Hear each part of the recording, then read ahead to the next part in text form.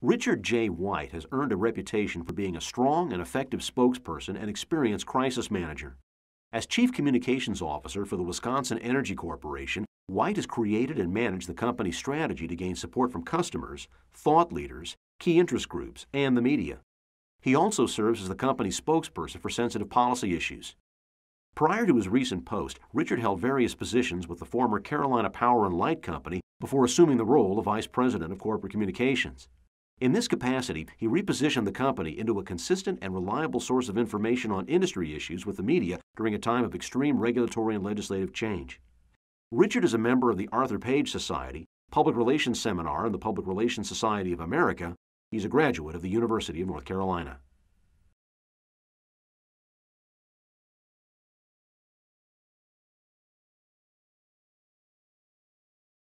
You know, I think leadership probably is a couple of things. Courage. Oftentimes we find ourselves in situations that are not comfortable for us, counseling the CEO and he wants to do something or she wants to do something that's simply not the right thing to do. Courage, willingness to catch a few arrows, willingness to be out front on an issue that's developing and may not be popular, where you need to lead your client or lead your company. And ultimately, it's mentorship as well, bringing the next generation along. The best leaders are the ones that grow their replacements faster, sooner rather than later, and aren't afraid to do so.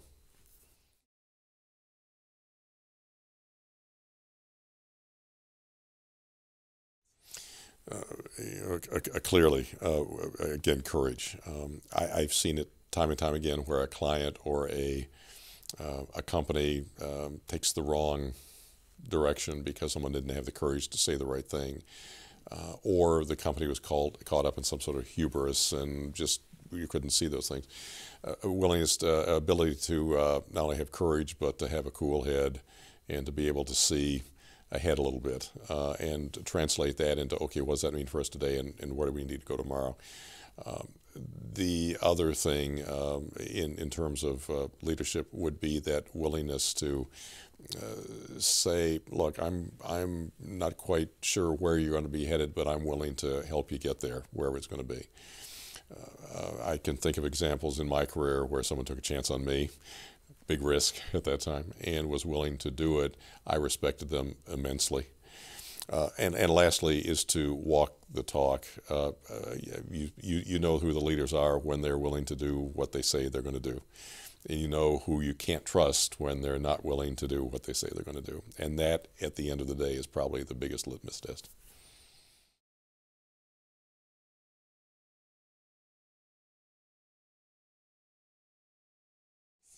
I had a CEO who took a chance on me at one point and was willing to, when I describe it this way, he was willing to let me fall down and stub my toe and learn a lesson, but he caught me before I went over any cliffs. And that meant a lot to me. And that taught me, okay, now I have an obligation to do the same thing. But that enabled me to learn and to grow, which was just very important in my career. The other thing is that I've been able to be a generalist for a long time. And if you find yourself going down a narrow career path, that's you may be a leader in that particular area. But at the end of the day, in the field, whether it be in agency work or in a corporate side, you're going to want folks who have broad experience and broad leadership experience over a whole variety of situations, whether it be internal or external or public affairs or community relations or social media, you name it, whatever it is. So my counsel always is, don't get yourself boxed in too early into a specialization. Show your willingness to be a leader there, but then go lead something else as well. And sometimes that means going outside your comfort zone, obviously, but it'll pay dividends in the long term.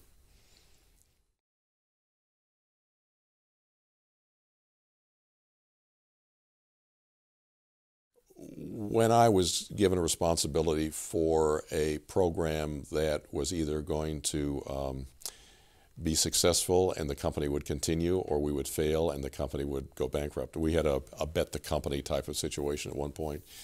Ran into some unanticipated opposition and unfortunate, unplanned circumstances. And this wasn't because anyone wasn't doing their job, just something happened that you couldn't control. It was an external event. My job was to enable the regulatory authorities at the time to make the right decisions to allow us to move ahead with the project. If we could move ahead with the project, we had basically bet the company on it, and there was no out for us. Well, it was a kind of a daunting situation because all of a sudden I was leading people throughout the company in this, doing this. Folks who normally didn't work with me or for me, who had various disciplines from engineering to customer service to whatever, were now being called upon to help us out with this effort, and I was leading that effort.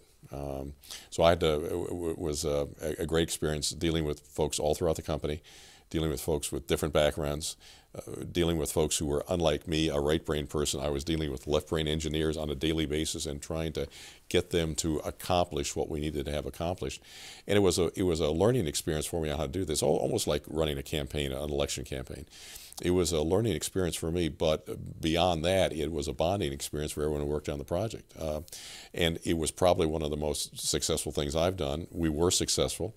The company was able to go ahead and do what it needed to do. And boy, was that ever a good feeling to turn around and say, look what you were able to help the company do, but look what you were able to help enable a lot of other people who didn't think they could do it either get done. And the great satisfaction of then stepping aside and letting them tell all sorts of war stories about, boy, were we, and that's probably one of the most satisfying things I've ever done.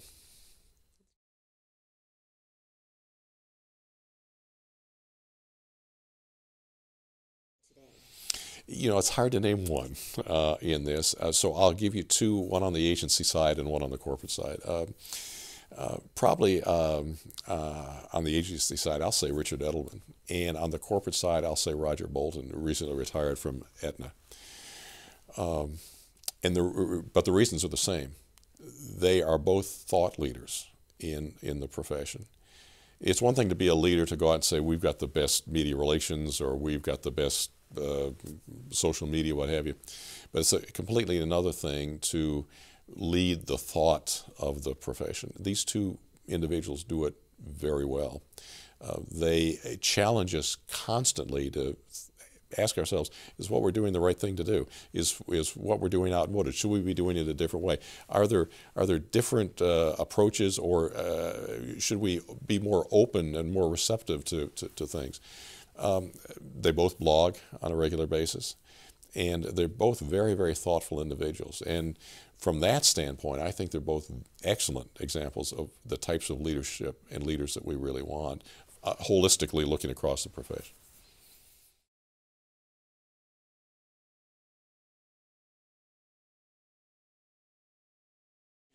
Yeah, for a couple of reasons, I would say Arthur W. Page. And the reason I say that, first of all, he's a Carolinian by birth, as I am. That doesn't necessarily mean that all great PR people come from the Carolinas. But in addition to that, I think he was the first one who really exemplifies this thought leadership we talk about. He wasn't a publicist. There are great examples of Edward Bernays or others who came at public relations from a publicity standpoint. Page was much broader than that. He looked at things from a thought standpoint, from a strategic standpoint. He counseled us as professionals to be broad in our thinking, not just to be solely focused on public relations, but think about the business, which is critically important. So from my view, I think Arthur W. Page is a person that we should look to even today for direction and leadership.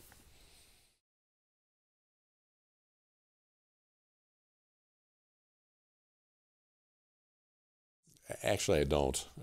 If you're going to lead in the military, if you're going to lead in public relations, if you're going to, we're really not talking about public relations. We're talking about leadership. And leadership crosses all professions, all boundaries. You know a leader when you see that person, no matter what they do.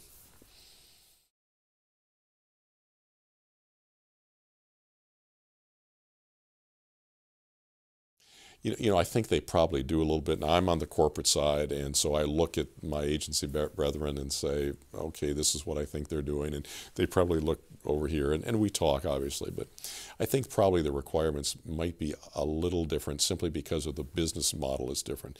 You're motivating folks, you're leading folks to do what may appear to be the same thing, but the way you're approaching it from a business perspective is a little different. There are also leadership issues internally within an organization, on the corporate side, that you might not have on the agency side. I'm not talking about managing people necessarily, but I'm talking about how things interact within the organism or the organization itself that may not be there in an agency. So I think a leader is always a leader, but it's situational as well, and you need to look at the situation that you're in. So there may be some differences there.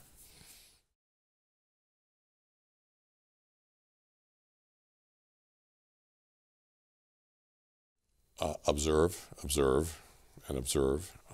Get as close to a recognized leader as you can and watch what he or she does. Try to, within the bounds of your own personality, try to emulate the good things that you see there.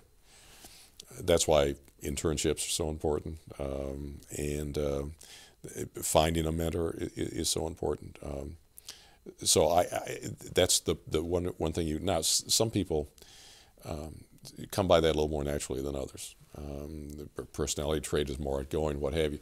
But I've seen leaders who are very quiet, but they lead in a very, they're a leader if they don't have to say much. And other leaders are very outgoing, and do it within your own comfort zone. But observe and see what those others are doing, and then recognize, okay, how can I apply that learning to situations I've had? And then there's nothing better than to get yourself thrown into a situation where you do have to apply it. So raise your hand, volunteer, get out there, take the lead, force yourself, get outside of your comfort zone a little bit and force yourself to do those things, and you will learn how to do it. You'll fall a little bit, that's part of learning too. But observe and then put into practice what you can.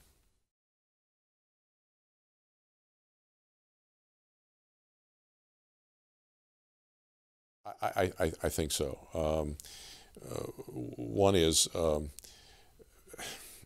bring in as many leaders as you can to expose your students to that sort of thing. Kick your students out the door and get them in internship programs. Now the reality is, and I say this without hesitation, in knowing that I'm on the campus of a fine institution of higher education, I learn more off campus than I ever did learn on campus. So the more that faculty can expose their students to the real world, and the better off they're going to be. Absolutely, the better off they're going to be. And at the end of the day, they're going to take those real life experiences and bring them back to the classroom, and that's a great opportunity to discuss and learn and talk with other students. But the more you can get them out, or the more you can get leaders in, and to expose them to students, the better off they're going to be.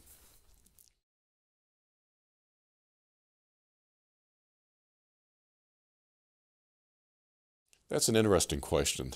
I think it can, but I also think that there are born leaders. An example I will give you is I brought on board, well, I call this the best hire I ever made. I brought on board a writer from the local newspaper.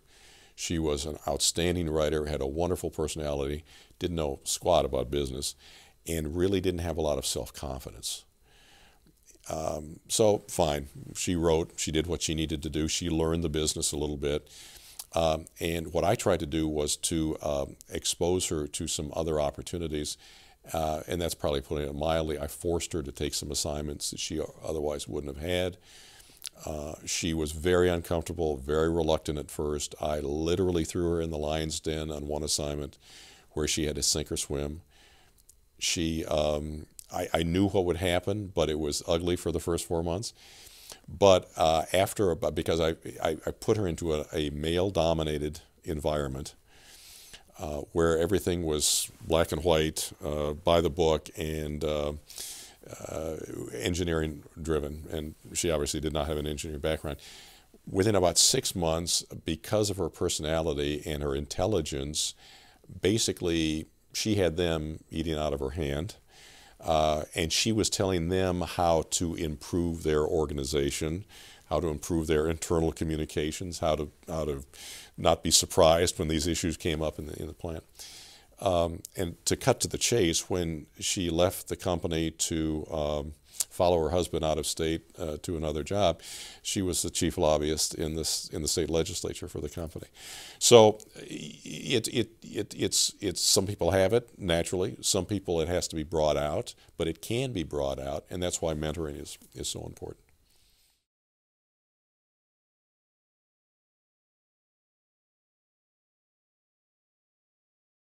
I will disagree with the premise. I don't think there are. I see a lot of leaders in PR. I see perhaps an unwillingness to step forward and take advantage of the opportunity when it presents itself. I see perhaps a lack of opportunity to demonstrate that. But I see a lot of people I know, just in their daily interaction in the office, whether it be in an agency or in a corporate environment, I see people who have the potential to be good leaders. I don't think there's a shortage. I think there might be a shortage of opportunities for them to demonstrate that. So once again, I don't put the onus on someone who is aspiring to be a leader. I put the onus on some old guy like me to find those opportunities to say, okay, here's your career development chance for this year. I may not have many, but here's the one. I'd like for you to do this job. I'd like for you to, and help them get through that and give them some confidence and do that. 9 times out of 10, those folks know exactly what to do instinctively, and you may want to help them a little bit through the rough spots. But by and large, I think there are a lot of bright, talented people, small agencies, big agencies, corporations, small business. I see them all the time.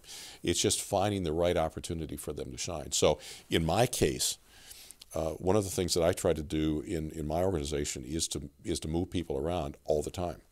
I want my shop, as silly as this sounds, to be the go-to place where someone in Milwaukee, Wisconsin, who is looking for a good PR professional knows they can come and get a leader who's well-trained and has a broad background.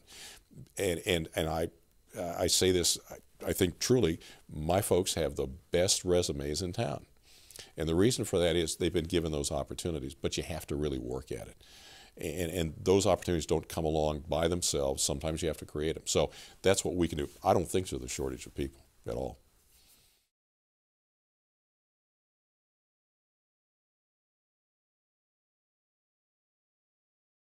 I can, and I'll go back to an incident having to do with a very tragic circumstance where I work for a large utility, as you know, and sometimes people get into our service, get into electricity the way they shouldn't be, and without going into too many details, basically we had a situation where a young man was injured. The CEO was being counseled. For legal reasons, don't acknowledge anything, don't talk to the family, let the lawyers do the talking. The operations people are scared stiff. They didn't want to, they wanted to go down the same road. They weren't saying anything. My counsel to him, of course, was, this is bad advice, and you know what I had counseled him to do. To cut to the chase here, the CEO, by his actions that day, by visiting the hospital, by taking accountability, even though in reality we didn't do anything wrong, there was some vandalism involved with the equipment, and unfortunately because of that vandalism it was exposed to this young man. It's still our responsibility, it's our equipment that's sitting there. By that very act that day, and willing to talk to the parents and take accountability and say, we're not leaving you, we're going to be here with you, change the whole tenor of the legal proceedings that followed, which certainly there were. Reached an out-of-court settlement. The parents were happy. Cost us much less than it would have otherwise. There were no nasty articles in the paper. In fact, the parents publicly praised the company for what we were doing. All of those things, and internally, what that told the company, it almost was more important internally than externally. Because what it told the company by that CEO's action was saying, look, we have a responsibility here, and we're bigger than running away from it. I'm proud of what we do. I'm proud of each and every one of you. And when something bad goes wrong, we're going to own up to it, and we're going to do the right thing. That in and of itself sent a message through the entire organization that much stronger than anything I could have done. And it really sort of, the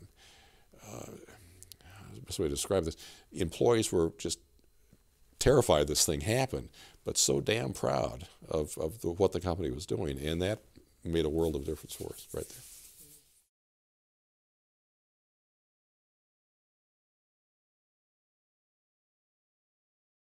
I would say John Adams. Now, it's certainly not on public relations. And there are a lot of good books on leadership out there. But one of the things about public relations and leadership in general we have to understand is, number one, I don't think it's a PR specific thing. I think it cuts across all disciplines. Number two, as public relations professionals, we better be fairly broad about what we do. We better understand the business, how the business works. We better understand psychology. We better understand research. We better understand media related, all these things. But at the heart of it, we have to be knowledgeable about a lot of different things. So when I look for examples of leadership, I'm not looking just in PR. I'm looking at a fairly broad spectrum. I say Adams simply because here was a guy who reluctantly was thrust into a leadership role, but once he was there, he tenaciously went after it. His values were rock solid. He had some rough spots, and there were times that he was very disappointed and just wanted to quit, but he didn't. So the books on leadership, I tend to look on books about people and what they did, how they overcame adversity, and how they made the world a better place, whether they got credit for it or not. And there are a lot of leaders who don't get credit. The good leaders don't care.